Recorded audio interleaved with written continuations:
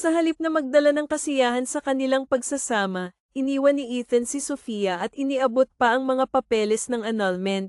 Lumipas ang 4 na taon at muli silang nagtagpo sa paliparan. Sa pagkakataong iyon, hawak ni Sofia ang kanilang kambal na anak habang si Ethan ay lumuhad sa harapan niya, nagmamakaawa. Subalit, sa kabila ng kanyang pagsusumamo, nanatiling malamig ang ekspresyon ni Sofia. Sa wakas, natuldukan na ang 4 na taong paghihintay ni Sofia upang muling makita ang lalaking minsang minahal niya. Sa altar, kapwa handa ang dalawa na manumpa ng habambuhay na pagmamahalan at paglilingkod sa isa't isa. Ngunit, nang lingunin ni Sofia si Ethan, biglang naglaho ang kanyang ngiti. Bagamat malamig ang ekspresyon ni Ethan, malinaw na nag-aalab ang galit sa kanyang mga mata. Ethan, mahinang tawag ni Sofia, sapat upang marinig niya ito. Nang tanungin ng pari si Ethan kung tinatanggap niya si Sofia bilang kanyang asawa, malamig niyang isinagot, "Opo, tinatanggap ko po." Nang si Sofia naman ang tanungin, nag-atubili siya ngunit pilit nang umiti at sinabing, "Opo, Father, tinatanggap ko po." Pagkatapos ng seremonya, itinaas ni Ethan ang belo ni Sofia at marahan siyang hinalikan sa noo. Ngunit bago siya makalayo, mahigpit siyang hinawakan ni Ethan sa braso at bumulong, "Huwag mong isipin na magiging masaya ka sa piling ko, Sofia. Ang sakit na naramdaman ko noon, ipaparamdam ko rin sa'yo ngayon. Kung iniisip mong ito ang simula ng masayang buhay mag-asawa, nagkakamali ka. Ito ang umpisa ng bangungot na ikaw mismo ang lumikha." Nagpigil ng luha si Sofia sa harap ng mga bisita. Sa kabila ng kanilang palakpakan at pagbati, alam niyang ang lalaking mahal niya ay isa ng estranghero. Matapos ang kasal, si Sofia ay umuwi mag-isa sa kanilang mansyon. Wala si Ethan sa tabi niya, at hindi niya alam kung nasaan ito. Nang tanungin siya ng kanyang lolo tungkol sa asawa niya, napilitan siyang magsinungaling. Pagkaraan ng ilang araw, nakatanggap siya ng tawag mula sa ospital. Ang kanyang lolo ay inatake sa puso. Agad siyang nagtungo roon, ngunit huli na ang lahat. Pumanaw na ang kanyang lolo. Sa gitna ng kanyang pagdadalamhati, mahigpit niyang niyakap ang malamig na katawan nito. "Lolo, bakit niyo po ako iniwan? Sabi niyo hihintayin niyo ako." Ngunit kahit anong iyak niya, hindi na niya maibabalik ang mahal niyang lolo. Pag-uwi niya sa mansyon, nakita niya si Ethan na dumating kasama si Isabela, ang babaeng alam niyang may kaugnayan kay Ethan. "Anong ginagawa niya rito?" tanong ni Sofia. Ngunit malamig lamang ang sagot ni Ethan, ni hindi siya tinapunan ng tingin.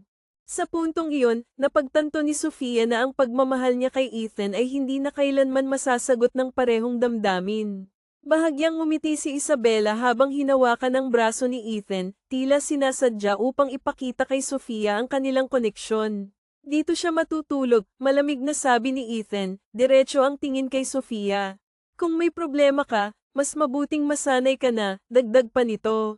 Parang binuhusan ng malamig na tubig si Sofia. Hindi niya akalain na aabot sa ganito ang galit ni Ethan. Alam ni Sofia na may galit si Ethan sa kanya, ngunit hindi niya kailanman inasahan na ipapamukha nito ang relasyon kay Isabela sa mismong tahanan nilang mag-asawa. "Ethan, asawa mo ako," mahina niyang sabi, pilit pinipigilan ang mga luhang namumuo sa kanyang mga mata. "Hindi mo pwedeng dalhin dito ang ibang babae." "Asawa," malamig na tugon ni Ethan, kasabay ng mapait na ngiti. "Hindi mo kailangang ipaalala sa akin yan, Sofia. Pero tandaan mo, hindi mo ako pagmamay-ari. Wala kang karapatang diktahan kung sino ang isasama ko sa bahay na to." Ang bawat salitang binitiwan ni Ethan ay parang mga punyal na tumama sa puso ni Sofia. Alam niyang mahirap baguhin ang nararamdaman nito, ngunit ang ganitong klaseng pagtrato ay hindi niya inaasahan. Bago pa siya makasagot, marahang hinawakan ni Isabela ang kamay ni Ethan at hinayla ito paakyat ng hagdan. "Tara na, mahal, kailangan mo nang magpahinga," malambing na sabi ni Isabela, ngunit bakas sa kanyang mga mata ang panunuya habang nakatingin kay Sofia. Wala nang nagawa si Sofia kundi panoorin silang papalayo. Nang tuluyan nang mawala sa kanyang paningin si Ethan at Isabela, hindi na niya napigilan ang pagbagsak ng kanyang mga luha. Mahigpit niyang niyakap ang sarili, sinusubukang pigilan ang panginginig ng kanyang katawan. "Hanggang kailan ko ba siya titiisin?" tanong niya sa sarili habang ang puso niya ay tuluyang nadudurog sa sakit. Alam niyang kailangan niyang maging matatag, ngunit paano niya kakayanin ang lahat kung ang mismong asawa niya ang nagpaparamdam na wala siyang halaga? Dahan-dahan siyang napaupo sa sofa, yakap ang sarili habang patuloy sa pagpatak ang kanyang mga luha. Sa kabila ng lahat, pilit niyang sinasabi sa sarili na hindi siya dapat sumuko. Ngunit ang sakit na dulot ni Ethan ay tila isang bigat na hindi niya kayang buhatin mag-isa. Kinabukasan, nagising si Sofia sa sikat ng araw na tumama sa kanyang pisngi. Ramdam niya pa rin ang pamamaga ng kanyang mga mata dahil sa magdamag na pag-iyak. Nang bumaba siya sa kusina, bumulaga sa kanya si Isabela na nakasuot ng apron at abala sa paghahanda ng pagkain. Ang eksenang iyon ay parang isang sampal sa kanyang mukha. Si Isabela ang gumagawa ng dapat ay siya ang gumagawa para kay Ethan. Magandang umaga, Sofia. Sana maganda ang tulog mo, masiglang bati ni Isabela, kasabay ng isang mapanuksong ngiti. Mas lalong sumama ang pakiramdam ni Sofia nang mapansin ang mga marka sa leeg ni Isabela, mga hako na hindi na niya kailangang tanungin kung saan nanggaling. By the way, plano namin ni Ethan na magkasama kami buong araw. Sana ayos lang sayo, dagdag pa ni Isabela, na tila sinasadya ang bawat salitang binibitawan upang saktan si Sofia. Napakagatlabi si Sofia, pilit pinipigilan ang galit na namumuo sa kanyang dibdib. May magagawa ba ako, Isabela, kung nagdesisyon na ang asawa ko na mas gusto kanyang kasama? Sagot niya, pilit na pinapanatili ang kanyang composure. Sa kabila ng sakit, pinilit niyang tumayo ng matatag. Sa loob-loob niya, gusto niyang palakpakan ang sarili dahil sa lakas ng loob niyang sabihin iyon. Sa likod ng kanyang panlabas na katahimikan, alam niyang hindi magiging madali ang laban na ito. Ngunit sa kabila ng lahat, determinado siyang ipaglaban ang kanyang dignidad at ang natitirang pagmamahal na nararamdaman niya para kay Ethan. Ang ngiti sa labi ni Isabela ay unti-unting naglaho, ngunit bago pa man siya makapagsalita, isang malamig na tinig ang pumukaw sa kanilang pansin. Good morning, bati ni Ethan habang dahan-daang lumapit sa mesa. Ang kanyang presensya ay nagdala ng kakaibang tensyon sa silid. Naghanda ako ng breakfast. Tara, kain na tayo, malumanay na sabi ni Isabela. Ang kanyang tinig ay puno ng lamang habang siya'y lumapit kay Ethan at sinubukang gawing magaan ang umaga. Tahimik na tumingin si Sofia sa kanyang asawa, ngunit wala siyang natanggap na kahit anong reaksyon mula rito. Ang kanyang mga mata ay puno ng tanong habang binasag niya ang katahimikan. Ethan, dito mo ba talaga balak itira ang babaeng yan? Tanong niya, nanginginig ang boses, tila pilit na pinipigilan ang sama ng loob. Ngunit nanatiling tahimik si Ethan, abala sa pagbuklat ng mga papeles sa mesa, at ni hindi man lang siya nilinggan. Habang nagtitimpla ng kape si Sofia, lihim niyang minasdan ang lalaki. Ang bawat kilos nito ay tila may bigat, ngunit hindi siya nito matitigan ng diretsyo. Napabuntong hininga siya, at sa mahinang tinig ay binulong sa sarili, "Hay, ang tanga ko talaga minsan." Hindi na siya naghintay ng sagot mula sa hangin at tahimik na lumabas ng kusina. Pagbalik niya, dala ang isang tasa ng kape, pilit niyang nilapitan si Ethan. "Ito na ang kape mo," wika niya nang may pilit ng ngiti, ngunit tulad ng dati, hindi siya nilinggan ng lalaki. Napabuntong hininga muli si Sofia, ngunit dahil likas siyang matyaga, maingat niyang inilapag ang tasa sa mesa. "Kahit hindi mo kailangan, nandyan na yan," dagdag niya, ang kanyang tono ay puno ng pilit na kasiyahan. Ngunit sa kasamaang palad, nadulas ang kanyang kamay, dahilan upang matapan ang kape sa mga papeles ni Ethan. Nagulat si Sofia, mabilis siyang umatras habang nanlaki ang kanyang mga mata sa takot. Agad niyang dinampot ang tissue sa mesa upang panasan ang natapong kape, ngunit bago pa niya magawa iyon, hinablat ni Ethan ang mga papeles at marahas na inihagis ang mga ito sa gilid. "Ano bang ginagawa mo?" galit na tanong ni Ethan, ang kanyang boses ay puno ng hinanakit. Napakurap si Sofia, hindi alam kung iiyak ba siya o mas maijing batukan ang sarili. "Aksidente lang yon. Hindi ko sinasadya," sagot niya, halos pabulong, habang pinipilit niyang magpaliwanag.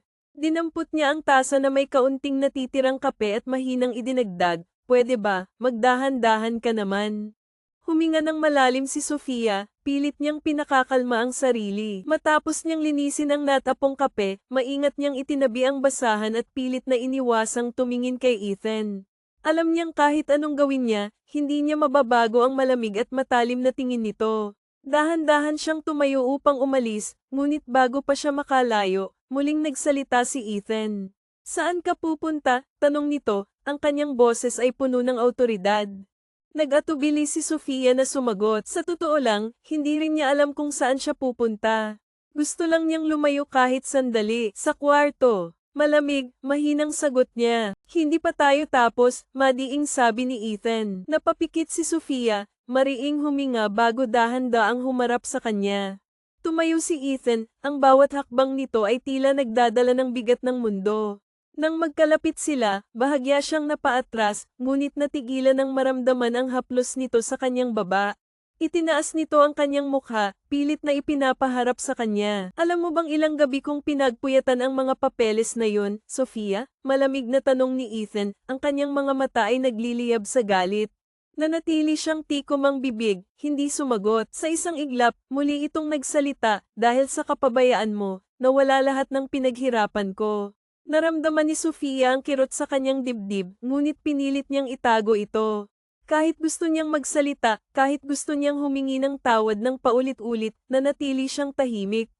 Anong gagawin mo kung sabihin kong hindi kita gusto rito? Wala akong pakialam kahit umalis ka na ngayon din, dagdag pa ni Ethan, ang kanyang tinig ay puno ng hinanakit.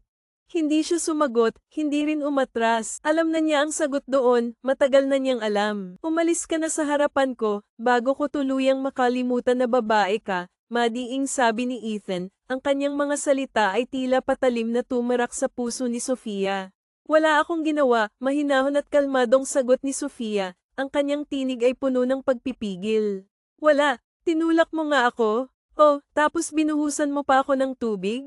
Ano bang kasalanan ko sa'yo? Sanggal ni Isabela, pilit na pinapalabas ang sarili bilang biktima. Alam ni Sofia na isa na namang drama ito ni Isabela, ngunit batid din niya na hindi siya paniniwalaan ni Ethan.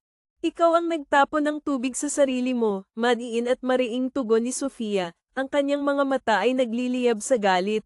Bago pa man siya makapagsalita ulit, naramdaman niyang hinawakan siya ni Ethan sa braso. Magpapalit na ako ng damit, tapos magluluto ako, saad ni Sofia, pilit na pinipigilan ang sarili na magpakita ng emosyon. Nang marating niya ang guest room, agad siyang nagpalit ng damit at bumalik sa sala. Ngunit sa kanyang pagbabalik, wala na roon ang dalawa. Ang tunog ng makina ng kotse ang pumukaw sa kanyang pansin. Napabuntong hininga siya nang mabatid ang nangyari. Umalis na naman si Ethan, gaya ng dati. Wala siyang ideya kung kailan ito babalik.